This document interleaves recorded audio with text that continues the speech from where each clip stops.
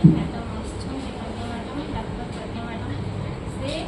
आपको अवेयरनेस करेंगे जो आमर मेडिकल आगुरी जानी बहुत उत्तम चिकित्सा सुविधा जोगाई दि जाऊँगी समस्ते भल आसुँच जो मैंने समस्ते भल ट्रिटमेंट होगी जाऊँगी तो मैडम आसुँच आज जो माँ मैंने आसुँच मैडम भावे स्वास्थ्य जहाँ भी आम असुविधा अच्छी से संबंध मैडम आपण से संबंध अवगत कराइए